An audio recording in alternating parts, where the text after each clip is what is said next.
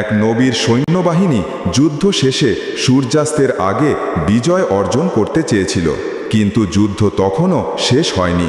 সূর্য ধীরে ধীরে পশ্চিমে নামছে। নবী আল্লাহর দিকে হাত তুললেন। হে আল্লাহ, তুই সূর্যের মালিক। তুই যদি চাস সে থেমে যাবে, যতক্ষণ না আমি তোর আদেশ পালন করি। আল্লাহ তার দোয়া কবুল করলেন। সূর্য থেমে গেল দিগন্তে, আলো নিভ না, রাত এলো না। সৈন্যরা যুদ্ধ শেষ করল, ন্যায় প্রতিষ্ঠিত হল।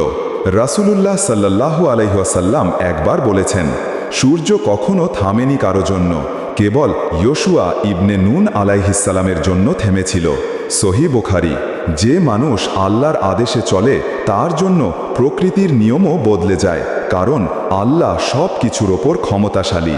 মন শিক্ষা।